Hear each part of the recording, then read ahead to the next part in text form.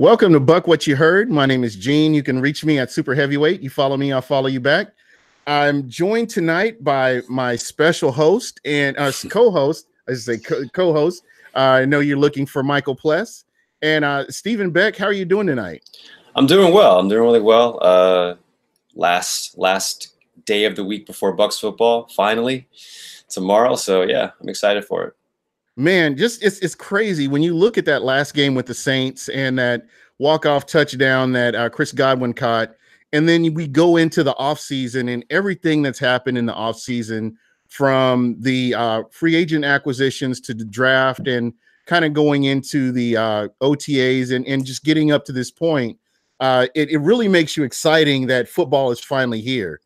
And, a lot of people have been talking about it on social media. And, I know for you, you've written some articles. And I think, at Buck What You Heard, we've talked a lot about the defensive line. And one thing that really caught my attention, you wrote an article about the defensive line. And I wanted to see if maybe you could talk to some of the listeners about that article, because I thought it was a great article, great read about, what the Bucs have tried to do with the defensive line. And yeah, it was interesting because it started off as a tweet that I came across on Twitter about where to spend money. With Eagles had spent, I think they were top 5 and top 7 offensive line cap space plus D-line space. So I went to go look at the Bucs, and I kept going back and back and back, and I was surprised and shocked at how much cap space the Bucs had allocated to the defensive line over the last 5-6 years. And it shocked me because the production, as you've seen on the field, has not been where you would expect it. If you have a top 5, top 10, top 7, top 6 cap space allocated to the defensive line, you would think, okay, you're going to have more sacks, you're going to have more total domination of games, or at least influence on games. And it was very eye-opening how everyone, lambasts the defensive line all the time, but the money's been spent there. But as in the article I said, spending money is not the same as spending money on the right players. And that was the biggest issue that I saw, is that we've spent the money, but the players we've brought in haven't lived up to the hype, lived up to the dollar amount they've been paid, or injuries have happened. So it's been a bit of bad luck, bit of bad scheme, and just been a bit of bad play, actually. Yeah. And and on that subject right there, you look at who the Tampa Bay Buccaneers have brought in. You're a numbers guy. You're more of and you have that analytics angle on things. And I just kind of wonder, with who they've brought in now, do you see what they've done? Do you see that working towards their advantage? Like, you bring in a player like a Jason Pierre-Paul, a guy that he's shown what he can do, and he's really helped the New York Giants when he's been healthy. He has. JPP's been a very good player for a very long time in the league, and everything kind of changed after the season was over. I think that Jason decided to say, we're going to gamble on the defensive line this year.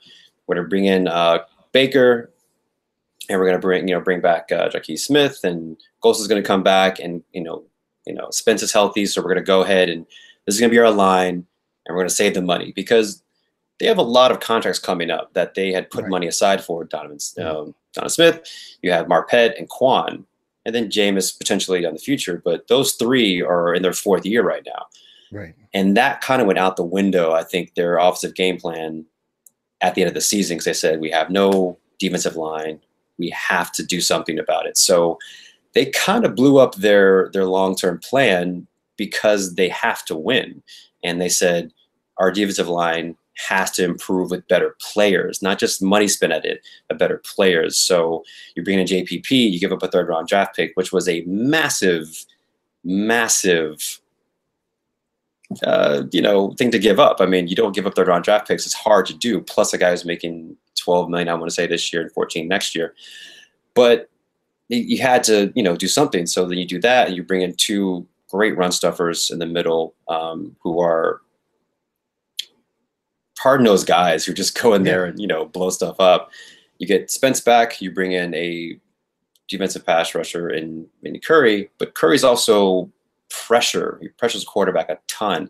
His sacks are down, but if you disrupt the timing of the quarterback, that's what matters the most, I think, as opposed to sacks. So Jason kind of went all in with his defensive line this year with the additions in free agency. It cost them a lot of money, and it has to pay off this year. I'm obviously drafting Vea, but it's a draft pick, so he costs less, obviously, per year in the cap space than Bo and Mitch and JPP and Vinny do this year. Hey, quick question. I don't know if you've heard or not. Do you know if Vita Vea? I'm thinking he's not ready to come out and play yet. I know that the Bucs are being extra careful with him. I don't see him playing tomorrow, and I just want to kind of see if I don't know, you feel the same way. I do. I saw 2 reports that he was out of his boot the last 2 days, walking gingerly, but no longer on a tricycle or the little stroller thing. Out of the boot, which is a good sign. I fractured my left toe years ago, and I was in a boot. And as soon as you're out of the boot, everything's good to go. So I think they will be really cautious with him. Obviously, they need him this year as potential starter, definite backup for sure. Rotation is going to be key for the defensive line. Yeah. So I think he may even miss next game, depending on how fast he recovers. He's a very, very large man. So having him not be rushed back, I think probably tomorrow for sure. Maybe next game, probably third game for sure he'll play. All right. Yeah, that's going to be important. We saw what the defensive line looked like last year, and I know you kind of touched on that a little bit, but I'm optimistic. I would never be a journalist because I can't be unbiased about certain things. And so that's never going to happen. So right. I stick to being the loudmouth jerk that's, on a podcast talking about football, which I'm good with that. But, I know for you and, you being a numbers guy, and we talked about this a little bit off the air. I kind of want to swap to the other side of the ball because I know it's being mentioned in here. The running game. I've felt, going back and watching the 2015 season for the Tampa Bay Buccaneers, wasn't their best season, but they had a good running game, and the running game was beneficial in helping a young Jameis Winston at that time to progress. Over the past 2 seasons, 2016, 2017, the running game hasn't been as effective. And I know that you talked about your perspective, and I kind of want to get that out there. I know for me, the running game is very important in opening up other aspects of the offense. But I kind of wanted to get your ideas on, on the running game.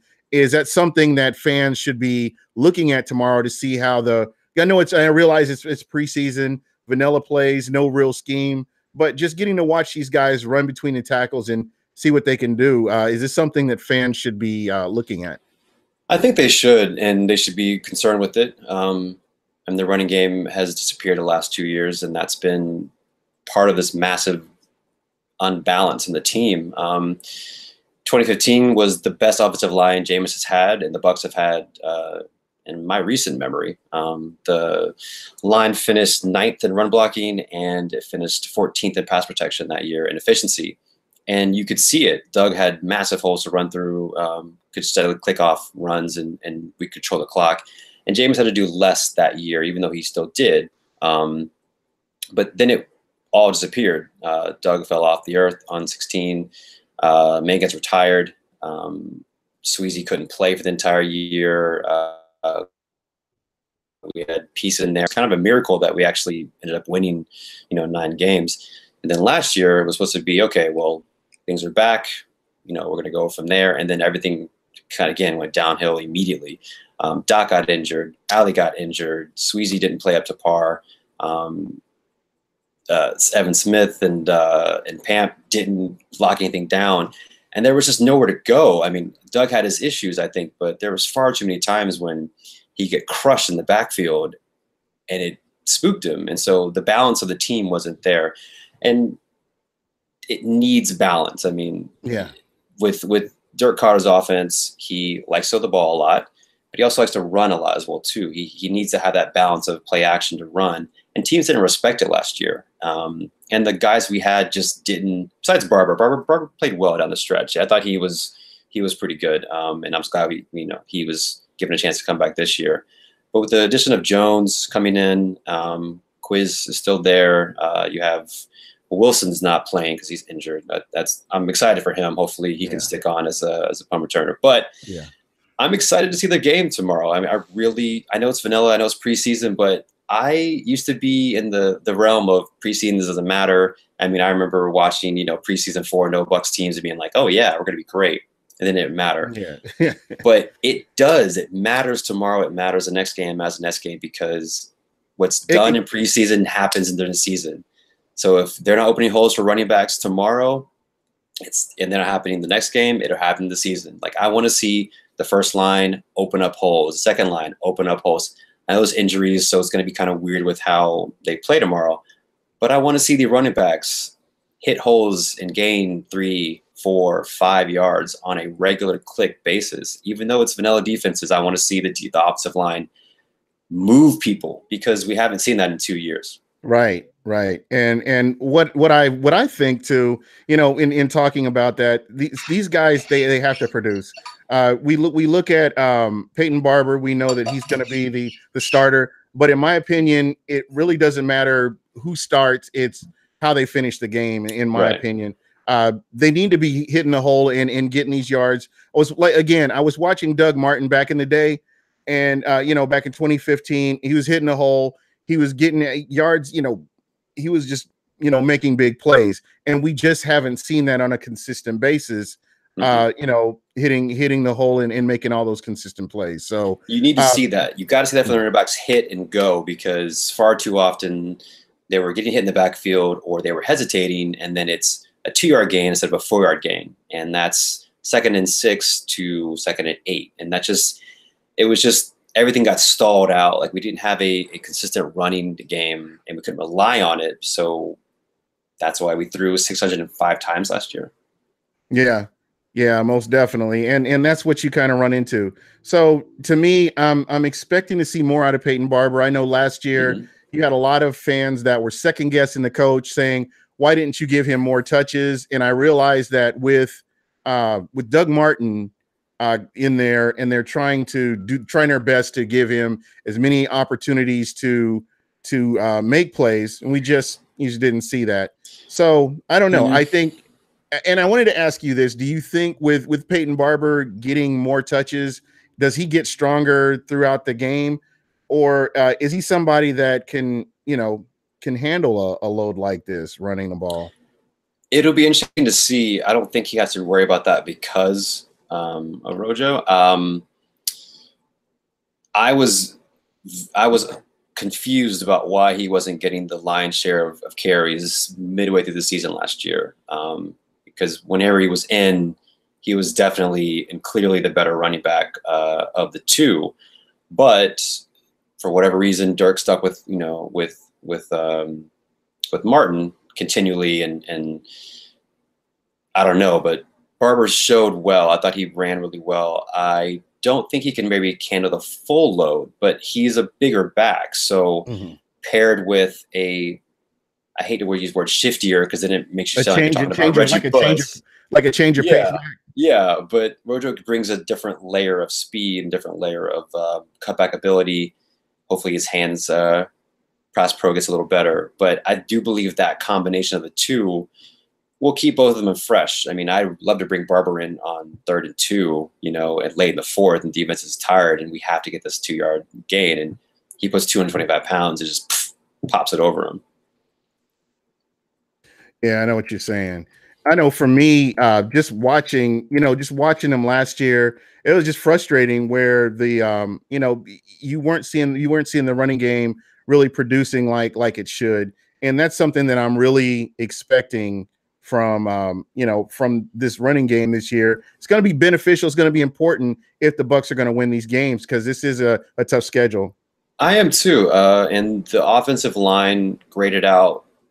Jensen came in this year as a new addition.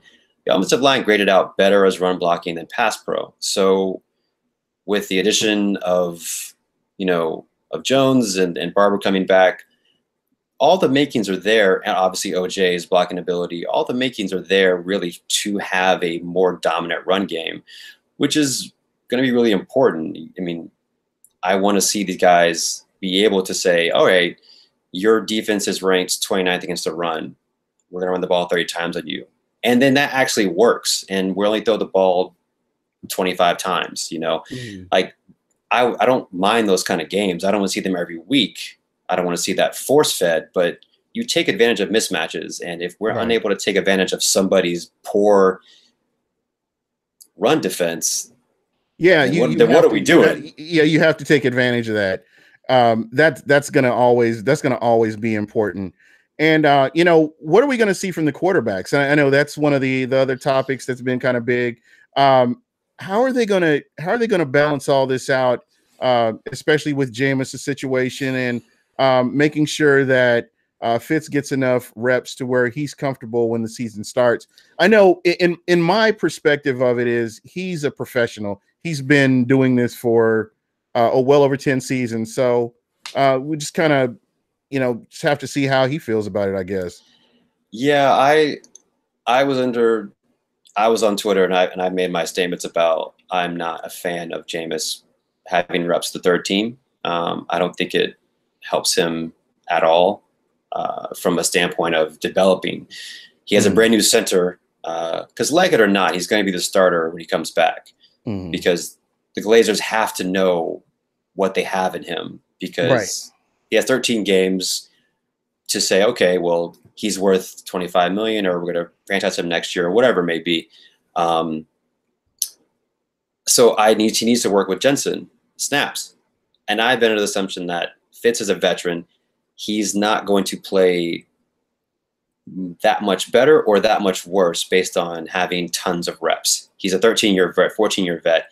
He's seen it all. His play is not going to be higher or lower because he's getting every rep in practice. He needs to get prepared, obviously, but you can prepare him later in the year, later in the preseason. So I think tomorrow what they're going to do is, I think Dirk talked about it yesterday at practice. They're going to get reps with Jameis and with Fitz, but then also Griffin as well too, which is going to be interesting to see because they have to play the full game, and you don't want to put Jameis out with the third string offensive line because Griffin got hurt last year behind the third string line, and then his preseason was over, and then we didn't really have a quarterback competition. So you can't risk Jameis getting injured behind a third string line, but you also can't risk Griffin getting injured behind that because he's the next backup who goes in if Fitz get hurt in the first game or two or three. So I think it'll be interesting to see what they do tomorrow. I really don't know. I think Jameis will play a series with the first team, maybe in the late the first quarter, and then he'll play some with the second. And I think it'll be Griffin who plays the majority of the rest of the game. Fitz will play the first quarter. I think they said the starters play the first quarter, but you got to mix in. It's a weird thing. I mean, I don't really envy Dirk because you got to mix in Jameis reps with your current starter reps while getting your backup, who's really a third quarterback, ready to go in case the backup gets injured. So it's gonna be strange. So yeah, it's interesting. Somebody had mentioned they don't really trust Jameis playing with the second string because he might get injured. Is that something that you kind of think about too? I mean, is that something to keep in mind? It's a gamble. I mean, it's obviously the gamble. We could be injured with the first team. That happens all the time. But, the line itself has got some injuries. So there's less guys to mention. It's not like playing a full 90. It's like playing a old school cut down 75. So the line itself already has guys nicked up and injured. So you don't have as many guys to play in and put in there. So that balance is going to be interesting to see too. And when Jameis plays and when he doesn't play, it's one of those things where he has to play because someone has to play tomorrow, but he can't play with a line that's going to cause him to potentially get injured. Right. I don't know if he does, he plays most with the third string and so be it second half, then they need to be a lot of running plays or 3-step drops and short passes because you start getting to 5-7-step drops and long developing plays. And, guys on the Dolphins are trying to make the team too. And what better way than to get a massive hit on on Winston. Yeah. So Yeah. This is true. And, just kind of talking about the Dolphins, they're kind of the forgotten team when you see some of the players that they've let go. The running back, and then you see what is Jarvis Landry Landry's with the Cleveland gone. Browns. Yeah, and Sue's gone. Ajay, Jai's with Philly. Yeah, and again, does this team have an identity? I mean, I've kind of looked at them, and it's just like, I mean, who do they have? I mean, I've heard stories about Tannehill not really being that good of a quarterback, and he's just been fortunate and to have the players that he's had around him. And so I think this is going to be one of those seasons where we're going to see if that's really true or not. Oh yeah, and Pouncey, Pouncey's gone too. Pouncey's gone. Sue's gone. They lost a lot this offseason and last year too. I don't even know how ready Tannehill is. I know he had a year where he was fine. They made the playoffs. They won 10 games 2 years ago, and he was okay. I mean, he did better under Gase. I think he got some correct guidance. But is he a top 10 quarterback? Is he a top 15 quarterback? Even when he's on his part, I don't know. I don't think he's at that level. And then Landry gets a lot of stick for having 200 receptions for 900 yards, but he was a safety blanket. He does a lot on the field, and he causes matchup problems. But he's now gone. Stills is still there. And I believe Devontae Parker's there, but he didn't show out that well. I thought he was going to have a much better rookie season. He didn't. I really don't know how they're going to play this well this year. I mean, they've lost a lot.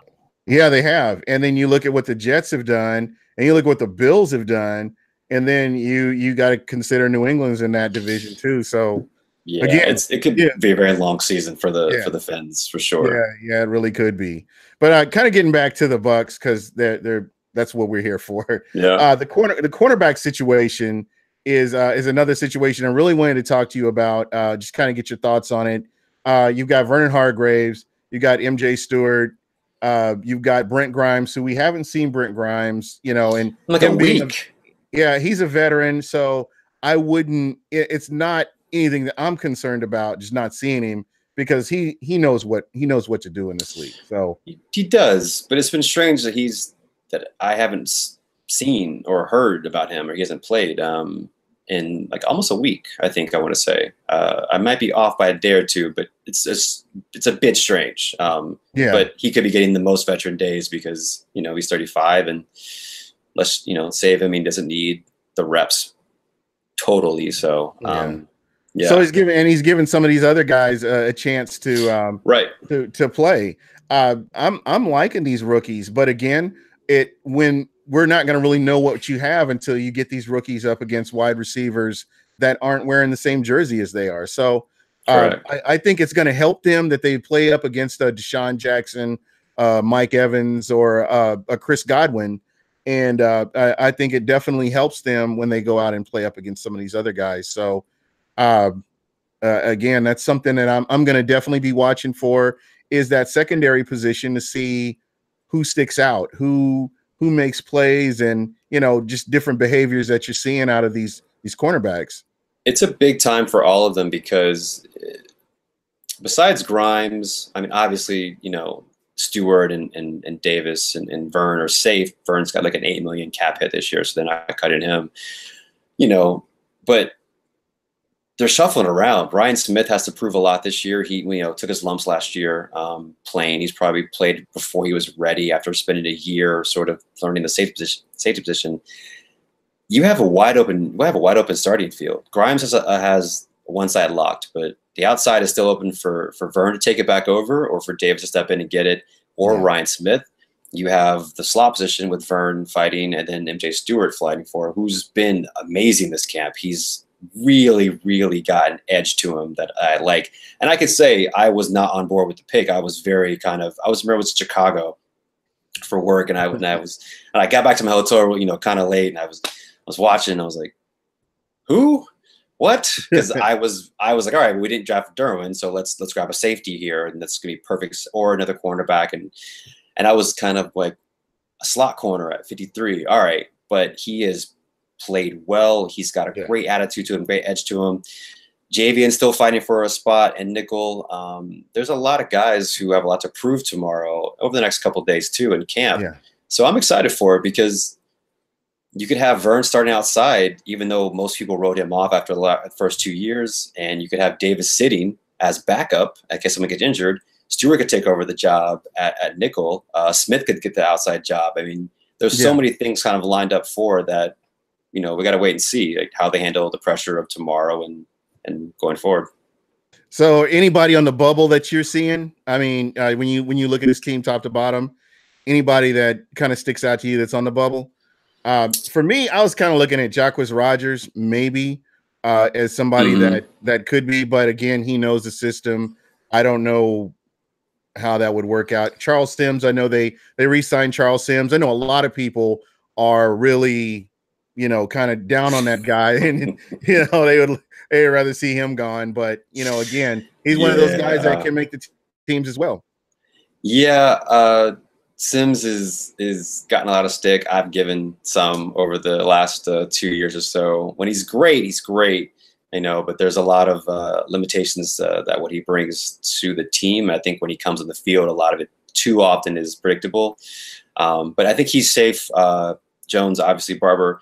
Yeah, Quiz is the kind of wild card because they're going to carry 4 backs, I would assume. I don't think they would just carry 3. Wilson has been a little nicked up, but he's played a lot at punt returner too. I think he may be trying to latch on there.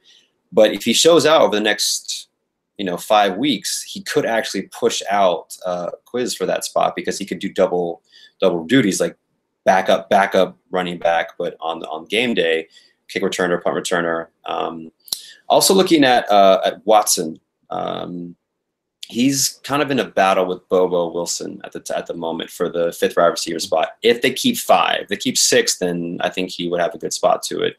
But those 2 have played well, especially Watson for being a rookie and coming from the Ivy League and playing in. Bobo's had a really good camp. He's showing out here. He's doing well, obviously. Punt returner too, so you might latch on to that. Special teams is his role onto the field, but it'll be interesting to see what happens with those 2 guys because I think, O-line is set.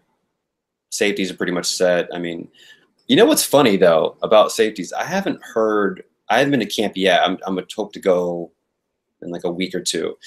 I haven't heard or seen much about Whitehead. Have you? Yeah. What did I see? I'm trying to remember what somebody was telling me that you put me on the spot here. Jordan Whitehead. I have to look it up, but I was thinking that I had heard about him. He was doing pretty good, and I'm trying to remember. There was a specific article that I was reading, and I can't remember what it is. But it'll come to me in just a minute. I'll come back to that question in just a minute. I'm just haven't really heard much. Yeah, somebody in the chat was talking about Caleb Benenoch. I was going to ask you, what is the situation with him? Have you heard anything about what's going on with him? I haven't really heard his name mentioned a lot in camp. So it's interesting. He started off camp as with the ones. I think they were like, okay, this is your time to shine. You've been in the system for a couple of years now. Here it is. It's your time to go. Lock down the right guard spot. It's yours for the taking. Go get it. And it's been interesting to see what's happened in the last. I think there's been a week and a day or so of camp for real. I think it's more of an open battle now. I really do. Kappa's gotten a lot of work with the first team. To my surprise, a little bit. I liked the pick, but I thought he was, a bit of ways, maybe a season or half season at least before, you would start seeing him challenge. But he's gotten a lot of reps. He's going up against GMC and Allen, Unrein, and JPP, and he's getting that baptism by fire. So as of right now, I think it's an actual legit open competition. I think Benenoch still has the inside edge to start there. Maybe Evan Smith, because they brought him back obviously for depth, and he started last year, graded out pretty averagely. But yeah, I mean, you might see Kappa actually take over the next 5 weeks. You might see him take over and be the starting right guard, which I would be shocked by, because that means that he far exceeded my expectations, and Caleb sort of fell back a bit. And I'm going to owe somebody a case of beer too if he starts. So. Oh, really? Okay. That was the bet right there, was basically that, you know, I'm saying that Kappa, he could come on during the year, but he's not going to be a day one starter. He shouldn't be, in my opinion. Falcons Fury was asking, how is OJ Howard's looking? OJ Howard blocking, like, I mean, he is as good as Build, and he is as fast. I mean, he's just improved from last season, and he's definitely something to look forward to with the season coming up. And not just saying that as a Bucs fan, but just watching how he's playing and his upside. I don't think we've even scratched the surface on what he's going to be capable of doing. He's looked incredible in camp. He's looked like the guy we all thought that the Bucs were drafting last year. Like, oh, he's going to do this and do that and do that and have these routes and these hands and in the end zone. And, you know, we didn't see that a lot until the very, you know, a couple of plays here and there. But he was kept in a lot to block because I think Dirk didn't quite trust the O-line. And, you know, his blocking prowess is pretty good for a tight end. But he's looked really sharp in camp, fast, aggressive, better routes. I wouldn't be surprised if he starts cutting into Brate's production from a offensive standpoint, like using him in 11 personnel instead of Brate, and not just having OJ in there and maybe 12 personnel, like having him as a sole tight end. And I'm excited for it because, you know, I caught a lot of stick from people like my fellow Florida State fans who were upset at me for not being upset that the Bucs didn't draft Dalvin. And it upset me because I thought he was, you know, was going to be a special back. But I was like, a guy like OJ could be a generational player in the league. You know, I mean, he could be the next Kelsey, the next Gronk. Like, he's almost unguardable. You almost had to pick him at that position. I know a lot of people were upset. Right. People were jumping out the window about it. But when we were looking with that draft, we were looking at everybody but him because everybody figured he would be gone by at least the ninth pick. Oh yeah. And when he kept falling, and then here he is at number 19, you have no choice but to run up there and grab him. It was a no-brainer. You had to. I mean, there was a thing where I expected Tennessee to take him because he would have been the perfect complement for Mariota's passing style and the offense they ran at the time last year with Malarkey, plus a replacement for Delaney Walker. I mean, it was perfect. And they went with, you know, I can't remember what they drafted. They drafted a cornerback from USC. I was shocked. What is that guy's name? Yeah. Anyway, I was like, oh, wow, OJ fell to us. Yeah. Okay, he has to be the pick. I mean, you can't pass up a guy who potentially could be the best tight end in the game in a passing league where he's able to block and also run routes and be in the passing game. It was a no-brainer. So. Yeah, and then somebody was mentioning Chris Godwin. Adoree Jackson, that's who it was. Adoree, okay.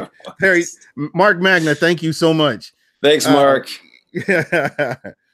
So it's just amazing what that's when it's fallen in their laps what the Bucs have been able to do under Jason Light. I know a lot of people don't like him. He's kind of a polarizing general manager. I think he's definitely an upgrade over Mark Dominic, and I've said that since day one. And exactly. You combine their hits and misses alongside of his, and I think he's done a really good job, for considering the amount of time he's been here. So when that news broke he got extended, Bucs Nation put out an article, and there was like 80 comments within an hour or two from just angry fans. And I get it. I mean, he's had misses, and they've been big profile misses, but every single GM has misses.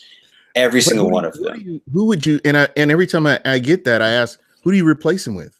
Yeah, I'm like, who are you just gonna grab off the street? That's because anybody that's decent is working right now. So right. I don't know. I mean, it's one of those things where I think people are just irrationally upset because the Bucs aren't winning. And if they were, you wouldn't hear a word about, oh, you spent $6 million on Swaggy and that went down the drain. You spent, $36 million on Sweezy and he didn't play one season. Those big misses wouldn't matter if the Bucs had won 10 games or even won the tiebreaker against Detroit in 16 and made the playoffs. And then last year somehow not had a shoulder injury to Jameis and derailed the season. The defense was terrible. Though they wouldn't matter, but they do because we're losing. So everyone's like, well, you should have done this. You should have done that. You should have done this. And you're like, well, we have Brait and we have Hump because of Jason Light. And we have Peyton Barber. Quan and Peyton Barber. And, we picked up, Evans, who you guys loved last year. And OJ is there. And Ali Marpet. Like, it's a D3 guy from Hobart. I mean, and he is a great pickup. So everyone harps on the misses, but no one actually praises the hits. And so it's unfortunate, but if the team wins, and the late round picks that he's made, I look at Caleb Benenoch. Caleb Benenoch was like a sixth round pick. Yeah, 6th round pick. And here he is put in a position where he could be a starter right now. I mean, he's played in valuable time too. Yeah. And another guy that we haven't really talked about, and I know the guys from Pewtercast talked about him, is Stevie Tuikolovatu. They said that he's actually improved from last year. And, he's somebody else that, we may want to take a look at, in preseason as well. I would like to. I mean, it was difficult not being able to see Stevie, coming out of USC. there were good things about him. I was like, all right, well, cool. And then he wasn't able to play. So yeah, it'll be interesting to see because he's another, earth mover. The guy's a big dude. Even though he lost 36 pounds, something like that. I think he lost, but he's going to be fighting for that spot too, and he's going to have to put in a lot of work and a lot of good work to see where he's at, because the defensive line is now completely and utterly stacked and sort of full. Yeah. Oh, sorry. I was looking in the chat. No, sorry. It's all good. But again, there. Yeah. Just typing away. Yeah, he's bringing up some really good points. It's interesting to we've got somebody from the Saints and we got somebody from the Falcons in the chat. So this is definitely probably the most interesting chat of the night. So it's going to be a battle this year. It's going to be fun to see who can sustain from last year, because 3 teams made the playoffs from our division, and that probably won't happen again. And you probably have one team win 10 games and not get in. Yeah, that, you know what? I'm looking at this division. This division has been the toughest division for years. I mean, when you look at you had the Falcons in the Super Bowl, you had the Panthers in the Super Bowl, you had the Saints, and they had their big run last year.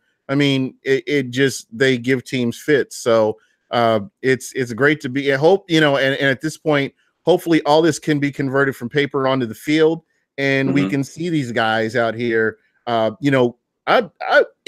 coming to a playoff game. If there is a playoff game, even if it's an away game, I'm going to a playoff game, just because it would be so great to, get back into that part of it, and the Bucs are definitely long overdue. So again, this season, I wrote an article about the South being in.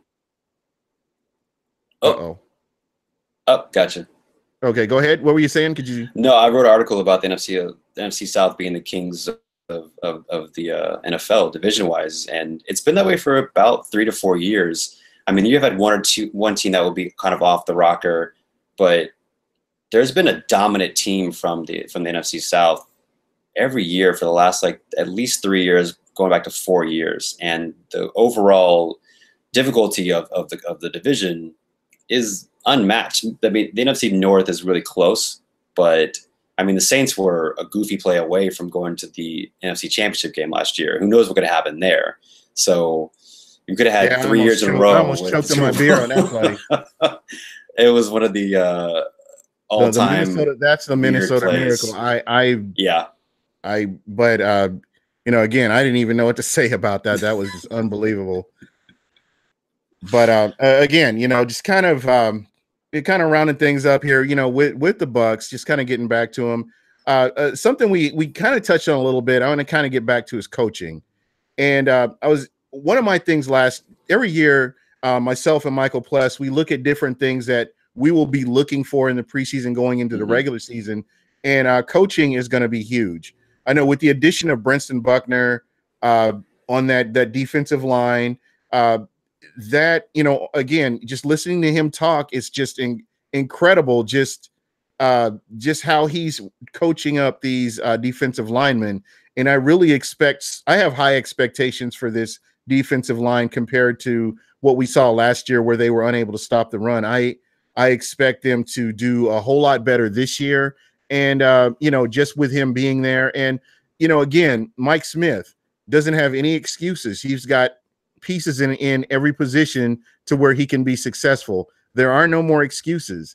It's either, is he a good play caller, or, last year it was like he didn't have all the pieces, but now he's got enough pieces to where he could put together a rock solid defense and be successful. Yeah, that's what you're looking for. You're looking for coaching to take the reins of the talent that they've been given and say, okay, we can go win with this and improve on them. You're right. I mean, and Buckner has been a great addition. I'm excited to see where his coaching style pays off. This talent group we have on defense on paper is the best we've had in a decade. They could do well under Hayes from last year, but we have Buckner now, and his results speak for themselves. His results follow him around wherever he's coached. So that to me is exciting because I want to see a defensive line that I can trust to shut down plays, harass quarterbacks, shut down holes for the running backs to run through. A ton of guys on the line are great run stuffers. JPP is good against the run. Yeah, that was really huge, bringing in a Mitch Unrein, Bo Allen, and you have Vinny Curry, guys that are very capable of stopping the run. And just last year, it just gives me fits thinking about last year, especially that Arizona Cardinals game when you had Adrian Peterson gashing this team up for 130 something yards. I couldn't believe that. I was watching. I remember being so upset with the Saints for trading him the week of. I'm like, they couldn't wait a week later to trade this guy to the Cardinals, and then he destroyed us. Stopping the run is going to be really important this year coming up, but I think more importantly is a secondary's ability to clamp down enough to limit big passing plays and limit big chunks of yardage on short downs, like 3rd and 3, and they're giving up 7-8 yards of cushion, and then all of a sudden they do a pitching catch for 7 yards, and it's like boom. I mean, because stopping the run is great, but if you get into 3rd and 6, 3rd and 4, and you're still giving up 13 yards, what's the point? So the secondary has to do its job, and therefore there's talent there this year. I mean, on paper, again, they got to play games, but they're much more, I think, adapt to handle. I mean, can we get some coverage sacks? That'd be great. I would love to see some coverage sacks this year because secondary is clamping down and there's nobody open to them throw. And the guys get home eventually. So stopping the run's important, but equally as important is the secondary doing their jobs to make the pass rush even more effective because they have time to get home. Yeah, most definitely. And again, they watch, the Buccaneers watch way more film than we do. And they are well aware of a lot of the things that we're talking about as much as we are. So all I can do is hope that there are improvements, especially in the coaching. It's a progression, and I get that, but this is that year. No more excuses this year. Something has to happen, and that's where we are. If over the past couple of years have been okay, they're still growing, but we're at a point right now where the Bucs they have to do something right now. They have to, and it starts tomorrow. I mean, the preseason is, practice basically. Like it's a glorified practice, but you have to make them count. You have to make them work. You have to actually accomplish things against other players, because that is what breeds it in the regular season. So tomorrow, starting, I want to see a dominant defense against.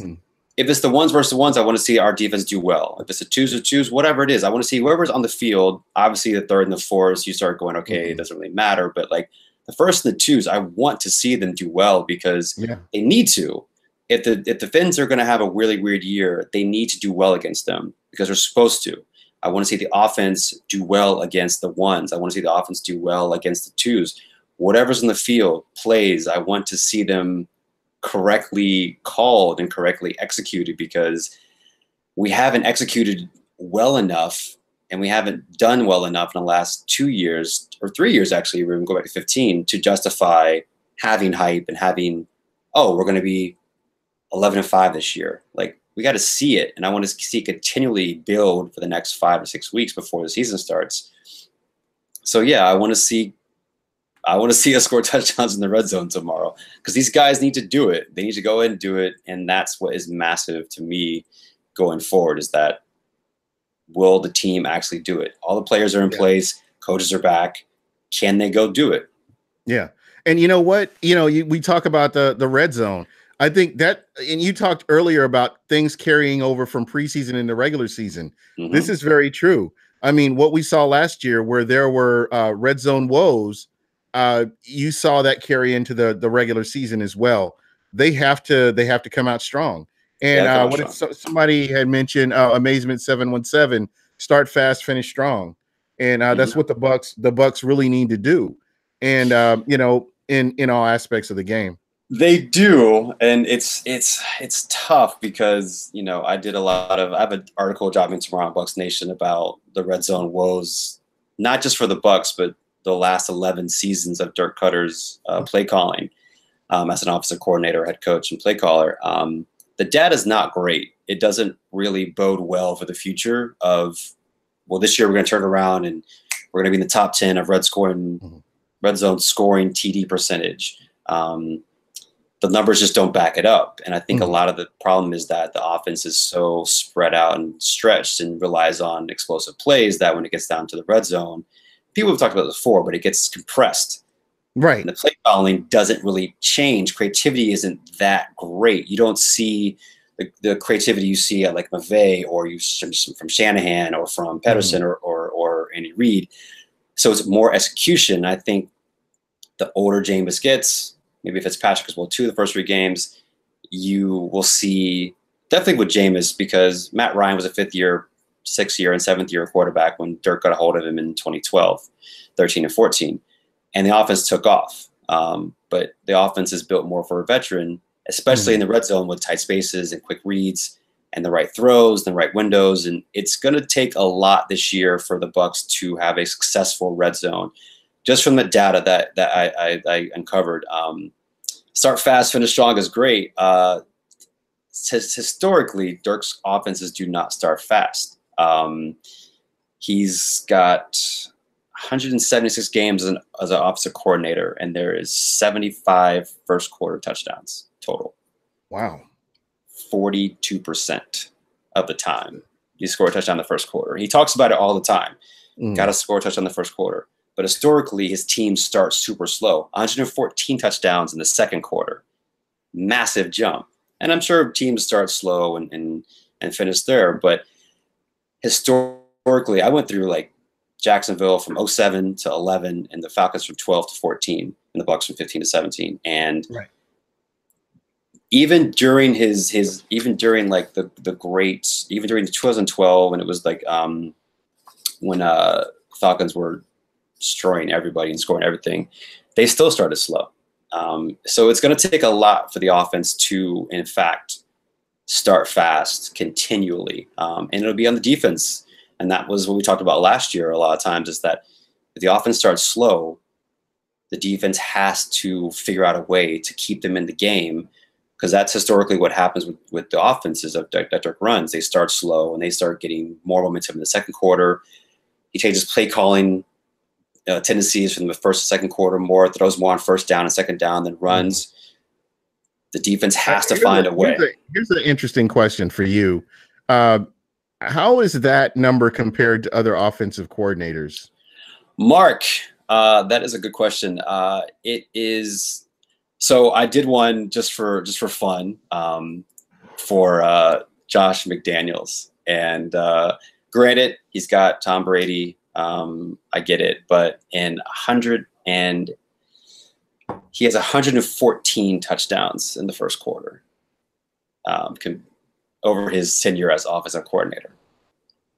It's a staggering difference. A little bit more. We gotta exactly. You're talking about Tom Brady here, but I mean, yeah, it's great having that. But the scheme is what lends itself to better scores inside the red zone. I mean, I've said before, I'd feel more comfortable being on the 25-yard line in this offense than I would be at the 15, because you have more space to run the plays that can be devastating with the guys we have. The offense can be devastating if it works correctly, but you need a quarterback who is a veteran enough to make it work more consistently. And Jameis showed that towards the end of last season when he came back. That four-game stretch from Green Bay to Carolina, he was on fire. He had some weird moments. I get that, but he was 8-2 touchdown to interception ratio. He threw the ball well. His rating was 119, 107, 103. Like, if that's what shows up this year, and I think it will, the offense can be deadly, but the red zone will still be a bit of an issue. Now, maybe you may know a little bit better about this.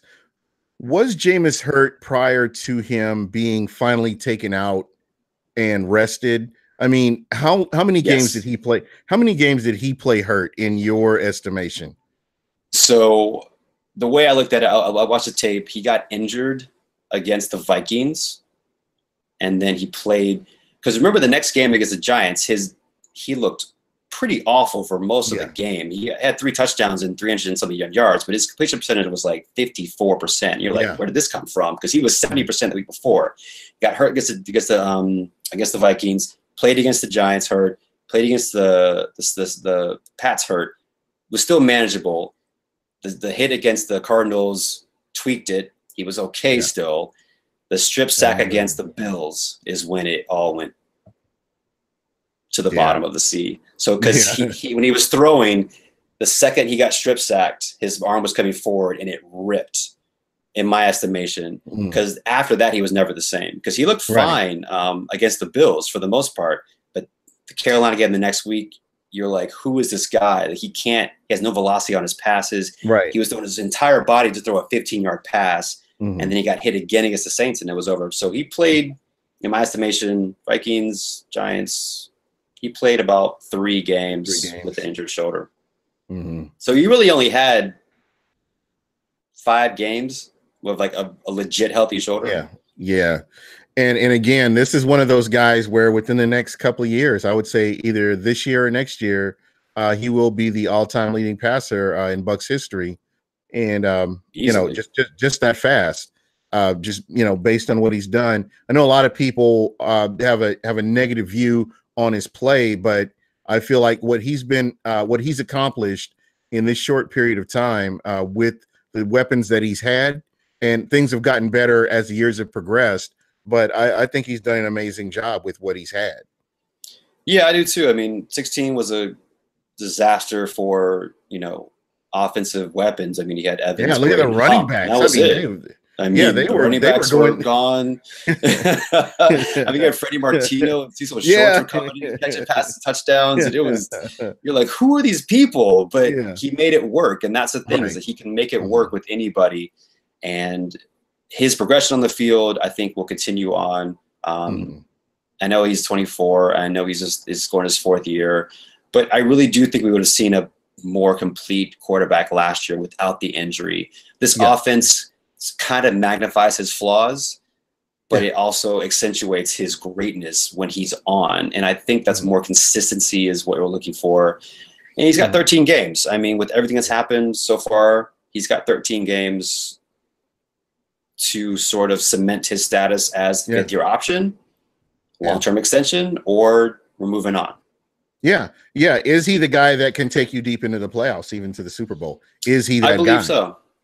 I really do. I believe so, with a better offensive line, which we hopefully will have this year. He won't have to feel the need to be Superman or the hero all the time. And that's just his nature. He's like, I want to save the day. I want to help my teammates. And, you know, like he loves his teammates. So he wants to make sure everything goes well. With less responsibility at his young age, I think you'll see a much more controlled offensive output from him this year. Question from the chat from Amazement 717. Do you think the slow start is a way defenses play us as well, or defenses seem to try to take away the big play from us, from the Bucs, and make Jameis patient, or try to make Jameis patient? I think it's less to do with that, and I think it's less because the data goes back to when David Garrard was quarterback and Blaine Gabbert was quarterback and Matt Ryan. Like, these are the same first quarter slow starts from 2007. So I think it's less to do with playing Jameis and more to do with how the offense is called in the first quarter. Traditionally speaking, first down, the runs are 60% of the time, something like that, whatever I want to say, when you should be throwing more on first down. So it's the predictability of the calls, first down run, second down run, sometimes second down throw, but you start piling up these, okay, now you're 3rd and 7, Jameis, go throw a first down for 10 yards away. And then you start over again if you do get it. So I think it's more to do with the calling and how the structure of the first quarter is that Dirk tends to kind of just do on his own natural tendencies than playing Jameis to be more patient or whatever it is, because he'll make a mistake in the first quarter that he'll make in the fourth quarter. That nothing's really different there. It's just how the actual play is called. Yeah. And, you know, what's interesting too, you know, you talk about this, his rookie year, and I'll go back to this again. They had a dynamic running game. After that, you had to pass the ball more. You didn't have the tools that you had. You didn't have the offensive line that you had, whether it's injury or just not having players. And then you get to where we are now, and, you know, they've kind of upgraded that. Again, this is all prefaced on them moving from off of paper onto the field and making this work. I mean, just the way things look right now, it looks like he is upgraded in so many different positions and ready to make that next move. So again, we're just going to have to see that from the running game, especially. Got to see it from the running game. They're going to have their chances to run, but I mean, the quarterbacks in the last 3 years have thrown 1,718 passes in the last 3 years. And they have a plus 480, I think, over running plays. That's almost a season's worth of passes difference. And that's unfortunate, because that's the nature of having no run game. So you're passing the whole time. And it's even coupled harder because you don't have the offensive line to protect. I mean, the pass protection rankings have been 14th, 16th, and 16th. Not bad, but for this particular offense, they doesn't in this particular division. I mean, you need to have more time if you're not going to be able to run the ball to have plays develop. If you're going to drop back 5 and 7 steps, if it was just a bunch of short passes and dump offs, and if they were running Brady's offense, a 14th, 16th place, you know, ranked pass protection line would be fine. It would work better, but that's not the case in this offense. So if the offense can get in the top 10 in pass protection efficiency, I do think you'll see a massive uptick in the efficiency of the offense as a whole. Like Dirks had in Atlanta, he had 2 years out of 3 that was inside the top 10 in red zone scoring TD efficiency. Both years, the offensive line was either top 10 or top 11 in pass protection. That's what you need for this offense. You have to have a pass protection offensive line that can hold their own enough time for plays to work. If you don't, you better run the ball super efficiently. Yeah, you got to keep your quarterback upright. I mean, and give him time to get the ball where it needs to go, and that's very vital as well.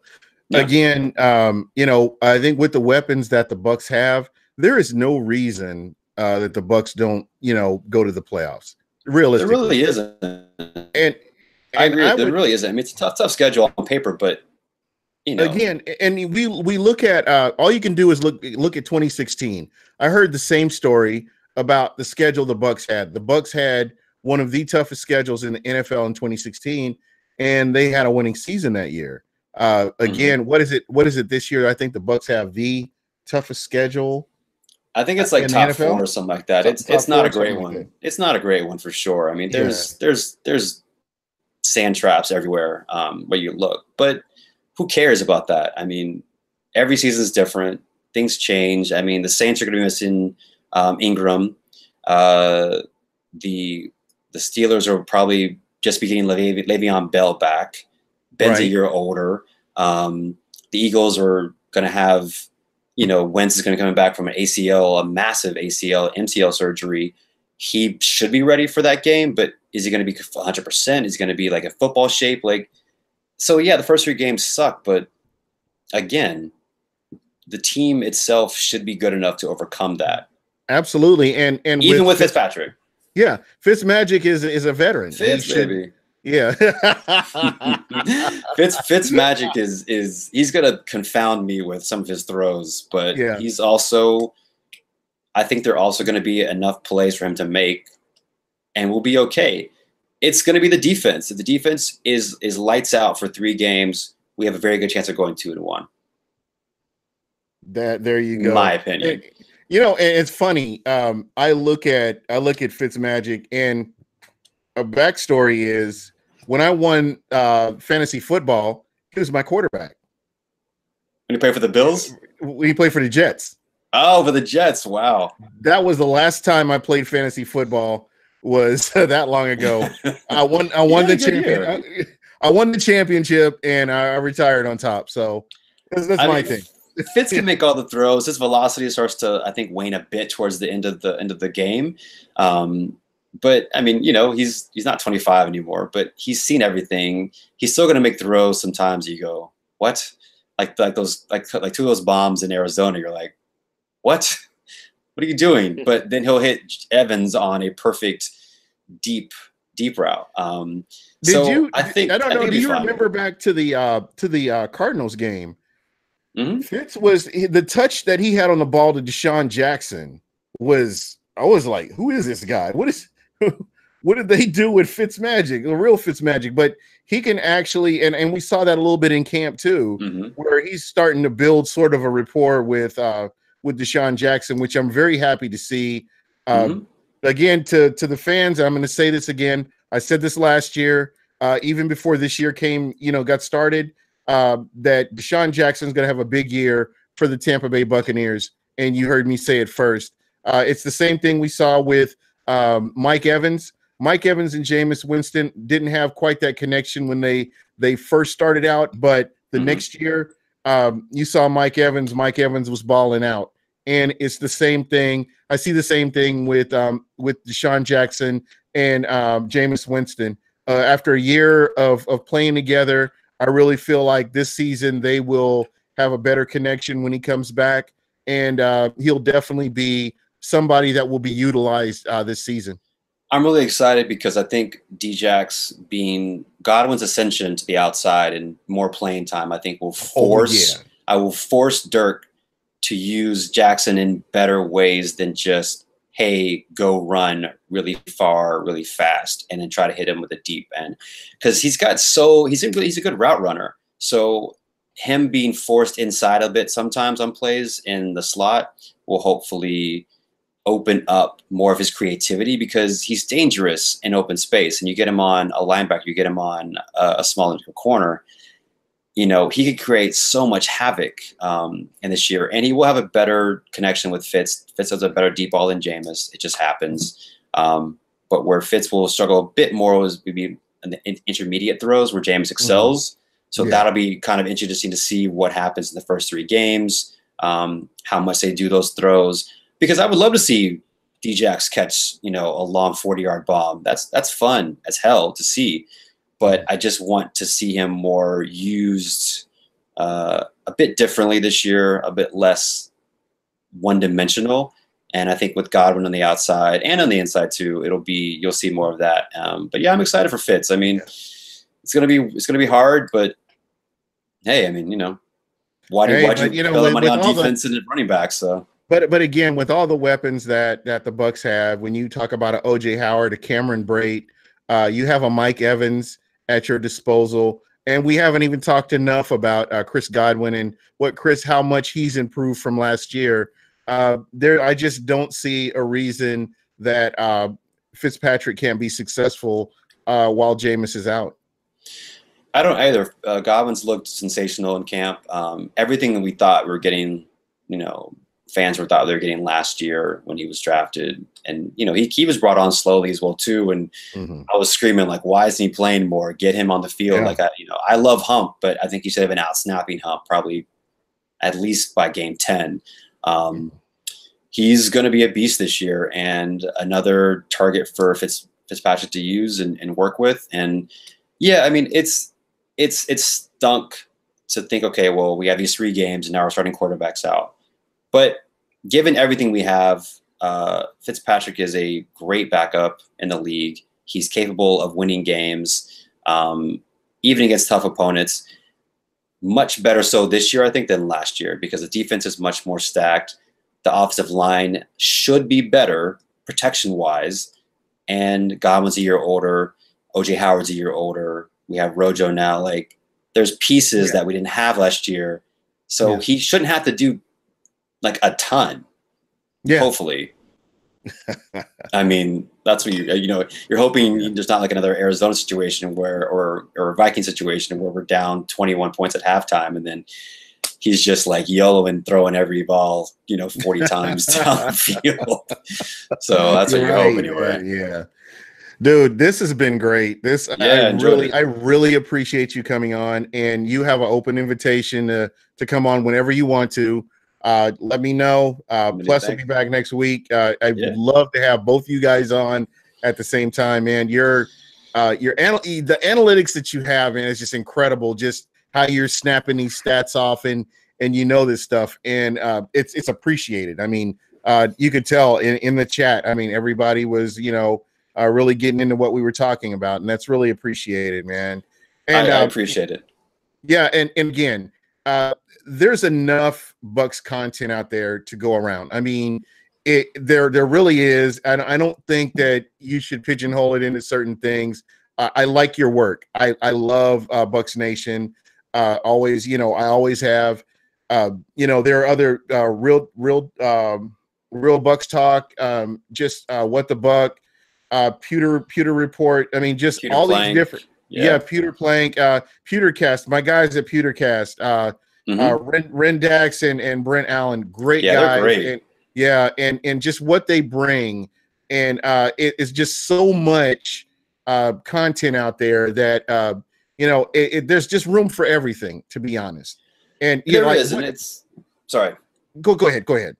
No, I'm saying there it is, and I'm grateful that even though like our community is reeling from years and years of not winning, that there's still so much content that's brought up, and there's different channels to bring up. You're not stuck with one singular voice that's driving the narrative or driving whatever the public opinion should be. Like, you can pick and choose. Like, maybe Bucs Nation is not your style.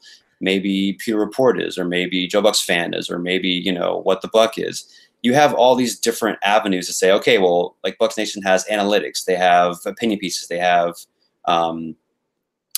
straight news every day, and they have some also projections and stuff like that. I'm going to go follow them. Or you know what, I don't like their style, I want to go follow What the Buck, because I'd like to have their take on things. You can get it from everywhere, bits and pieces if you want to, or just one singular place. I like the fact that Bucs Nation offers, I think we have 8 writers now. There's just so many different opinions that come out daily, and you can pick and choose and take a piece here and a piece there, and take something from Real Bucs Talk, and you take something from Pewter Plank, it's available. And if you don't want to use it, then don't. But Yeah. It's available. Yeah, absolutely. And that's what I love. I mean, somebody was complaining about all the podcasts that are out there. I love it. I'm at work. I can, there are times where I can put my headphones on. I can catch a podcast and it's good content. There's another one Tuesday. I can catch a different podcast.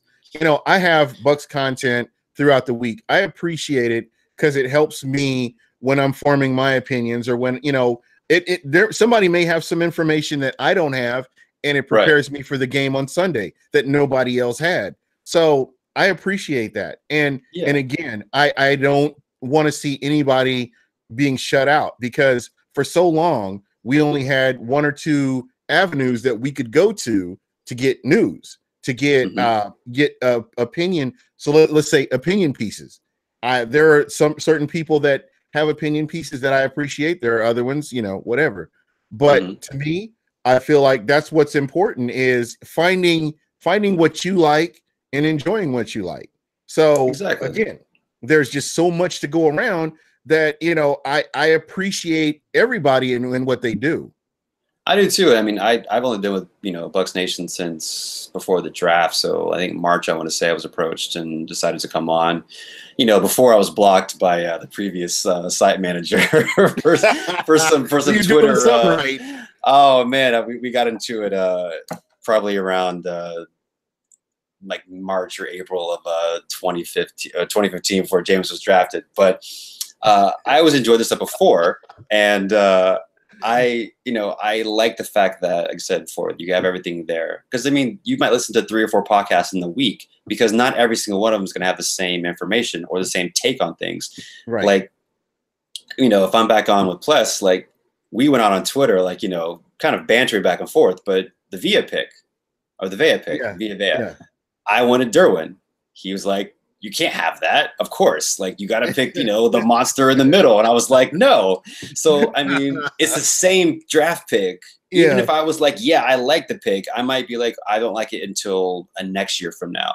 There's just so many different opinions that you can pick and choose from. And we're all Bucs fans at the end of the day, whether we write like it or not, because sometimes you can't write like a fan. You have to write like an objective person. Right. But, you can get a journalist's point of view if you want it. You can get a straight fan's point of view if you want that too. And that's what I like about it. Even though we haven't won a lot, everyone still talks about it, and we're all passionate about seeing the team move forward and win. So yeah, absolutely. And that's kind of where I'm at. These are hardcore fans. You can see guys here in the chat. They don't have to be here in the chat. You've got guys following What the Buck. I mean, just some of the things I see on Twitter. This team hasn't won for a long time, and you have passionate fans here that still care about this team. That tells me everything I need to know about this fan base, because they want to win. They are hungry for a win, and they're well over that. That's something that. Let's see. There's a question in the chat. If Jameis does horrible this season, what is the answer at QB? It could be the draft. It could be free agency. A lot of it depends on Jameis and what he does. As far as this season is his time to shine, because the Glaciers are looking at this very closely to see how he rebounds from this suspension and goes into the season. If they do well, I see Jameis Winston. I'm me personally. I will be disappointed if the Bucs do not go to the playoffs. And that's me personally. That's my expectations because of what they've built, where they are at this point in the season. And, this is what they have to do right now. Another year, I don't know. I just don't see it. I thought the 5 years, I thought the 5 wins last season was humbling. And I'm hoping that is motivation for the Bucs to do better this year. I agree with you. To the question's point, I think that if Jameis plays poorly when he comes back for the 13 games or however many games he plays for, if he's injured again or whatever, I think context will be really important on judging where he goes next, where the Glazers go next. If the sky falls on us and there's injuries to the O-line again and there's no receivers and he gets hurt, or there's just a myriad of things that go bad, then I could see them being okay. Like, what do you do? Because there was nothing there. If everything is perfect and he still plays poorly, I think what they'll do is potentially still fifth-year option him for 21 million, something like that, and they'll draft a quarterback within the second or third round, probably second round, and just say, okay, here you go, because they still relatively have him for cheap if they decide to keep him for his fifth-year option. After that is when it would be in the likely $28-30 million range. So that $10 million savings is substantial without completely dooming your seasons. Exactly. I expect, like you said, the playoffs as well too. I think saying, oh well, 8-8 will be fine. No, I want the playoffs. And it's funny, you said last year, 5 wins. The Bucs were in, I think I want to say 8 one-score games last year, and in 16 we went like 6 and something like that. We won a ton of them, and then next year coin flips. Patriots game was a coin flip. Look at Bills game, coin flip. You look at the Panthers game, second Panthers game, the Falcons game. You look at the Saints game. We won that game, obviously. Look at also the Lions game. Look at the Packers game. That's like 7 one-score games. I think we won 2 of them. And that is where the season could have flipped. We won 3 of those, and we're 8-8. We won 4 of those, and we're maybe in the playoffs. So the team itself, for all the crap it went through last year, it still was in a ton of football games, and it just didn't go our way last year. So expecting 2-14, I think, is disingenuous. Yeah. And again, what they did last season, I feel like they could have, with injuries and everything that happened. I know that there was a lot of hype at the beginning of the season, but still, that's one of those things where they expected to do better than they did. It didn't happen. Hopefully, they've looked back at that season and learned from it. Going into this season, they realize how important it's going to be to take each game one game at a time and not go out there expecting to have wins just because they're the Bucs. So, again, I'm really excited about this season. I have high expectations, and I think every fan should. If fans are upset from last year, they have every reason to be upset from last year because of the product that they got on the field. So I think that you're looking at a better product this year, and I expect big things from the Tampa Bay Buccaneers. I do too. I'm excited. I'm always optimistic. I've been a Bucs fan since 83, sorry. And it's the same every year. It's like, okay, we're going to be all right. I mean, old sombrero, it's fine. Sombrero, we're going to go there. It's fine. You just have this hope, and I have this hope every year. Burning your butt on those metal seats. Those stadium seats. You're like, oh, you wake up at 9 a.m. You go, well, let's go to the game today. All right, sure, let's drive up and go, and you die of heat. You watch the games, and terrible. But every year it's the same. You go and you wait and you hope, and then you just see what happens. It's the life of a fan. That's the same thing. Yeah, I mean, if you can't cheer when it's bad, then you shouldn't really cheer when it's good. So you just kind of stick through it and say, we're going to be okay. And this year, I truly believe that.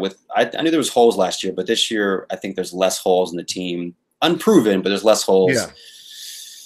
Oh man! So again, they just got to get it out on the field. We just got to get this over with. Yeah. I mean, I said I wrote an article that drops tomorrow on Bucs Nation about the red zone woes, and Dirk's just got to get it done. He's got to find a way to be creative, and the players have to go out and execute. It just has to get done.